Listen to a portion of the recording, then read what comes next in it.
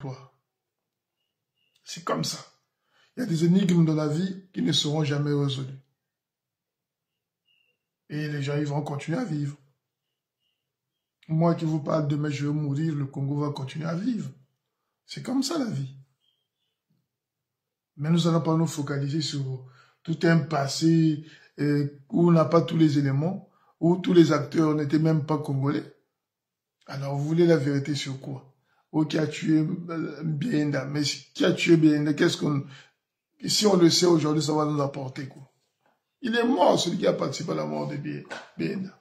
Avec les conditions de vie qu'il y a au Congo, même si on avait donné 1 million à l'époque, il s'est fini, il a construit une maison et il est mort. Vous allez poursuivre ses enfants.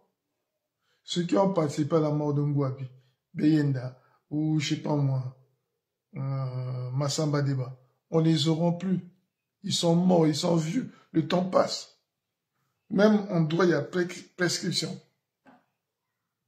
Pourquoi il y a prescription? Parce que si un délit est commis, je donne pas ce mot-là, bon, la mort, c'est souvent dur de mettre une prescription dessus, mais sur des crimes simples comme vol, machin, il y a un délai pour ça. Parce que la vérité devient méconnaissable. À ce moment-là, vu que ça a tellement mis du temps, il y aura beaucoup de choses qui vont passer, et puis voilà.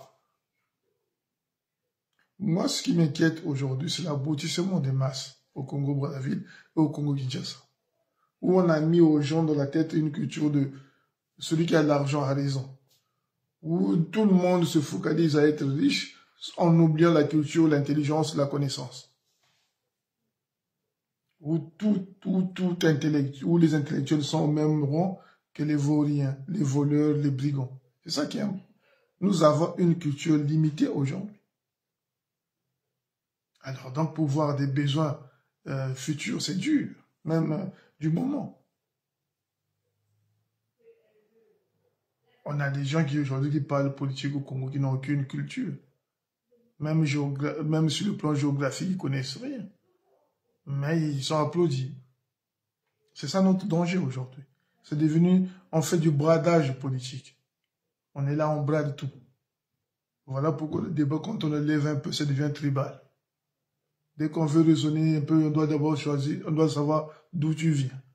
On oublie même les injustices qui se passent là-bas parce que les personnes qui sont injustement emprisonnées ne sont pas de votre tribu. Voilà le niveau des degrés d'idiotie qu'on a implanté au Congo. Les idiots, c'est ce qui fait que aujourd'hui on a des pasteurs limités qui sont suivis par des gens limités mentalement, et nous avons aussi une catégorie de gens politiques limités et un peuple limité mentalement, qui fait qu'aujourd'hui, pour trouver un raisonnement moderne au Congo, ça devient dur. Mais qui va payer le prix après? C'est nous tous. Cette culture d'accepter ce qu'il ne faut pas accepter va nous emmener tous dans le trou si on ne se réveille pas. Aujourd'hui, tout le monde fait de la musique. La musique congolaise, j'ai toujours dit, elle est limitée aussi. Voilà pourquoi il y a des gens comme les Kofi aujourd'hui au Congo qui sont encore là, qu'on n'a pas mis en prison pour tout le mal qu'il a fait aux Congolais, parce qu'on a des hommes politiques limités et un peuple limité en face. Cette musique-là qu'on écoute, qu'on a fait écouter aux Congolais matin, midi, c'est une musique qui est limitée, qu'il y a que des gens limités qui peuvent l'écouter. Ces stars-là. Écoutez-les quand ils vous donnent des interviews, nos stars, soi-disant, nos musiciens. Vous avez de la peine. Moi, j'ai un enfant de 14 ans qui aura 15 ans bientôt. Si je lui donne un mix, si je lui pose des questions, elle est largement plus assise mentalement que tous ces abrutis que je vois, qu'on met le tapis rouge pour qu'ils passent.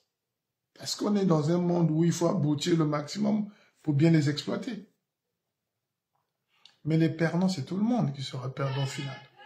Parce que ce qui vous envoie, ce qui alimente cet abrutissement-là, en général, ils ne sont même pas africains. C'est un plan bien préparé, bien étudié, comme un peu l'esclavage à son époque. bien mis en place qui emmènent les gens à ce qu'ils ne puissent pas raisonner, ils ne puissent pas réfléchir. À chaque fois que quelqu'un veut réfléchir, on l'abat ou on l'écarte totalement du système. Ils ont fait ça avec tous nos penseurs d'avant, les Lumumba, tous ceux qui ont voulu, tous les progressistes d'avant, ils ont fini comme morts, soit en exil. Aujourd'hui, c'est ce qu'ils font. Mettre au devant des Congolais des abrutis pour que ceux qui sont plus ou moins aguerris ou ceux qui ont la connaissance puissent les suivre, puissent obéir et puissent oublier même brader la connaissance pour des clopinettes. C'est l'irruption dans le bureau de Sassou d'un jeune lieutenant qui était tout à l'heure à la tribune, que je ne connaissais pas de nom, Garcia. Il m'avait frappé, ce jeune. Je l'ai vu trembler. Il s'est mis au garde à vous. Nous étions là. Il a claqué les talons. Mon commandant, mission accomplie, mais il y a eu mort d'homme. Et il a désigné la fenêtre. Nous nous sommes tous précipités à la fenêtre. Et effectivement, le corps de Kimwala était dans cette Jeep. Et je ne dis pas plus. Et c'est là où nous avons commencé à comprendre que nous étions devant une situation inqualifiable. Bon, je dois ajouter à son corps défendant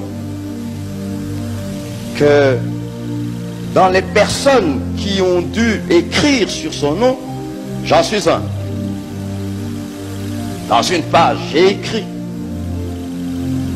dans ma réflexion que je ne comprends pas pourquoi on avait été chercher Kimwala et qu'on l'ait ramené mort.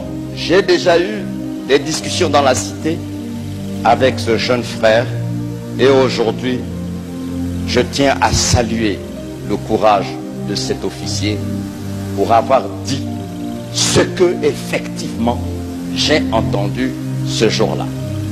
Et je regrette comme lui que ceux qui l'ont mandaté ne disent pas courageusement ce qui s'est passé réellement pour les autres faits connus. Parole d'officier aussi.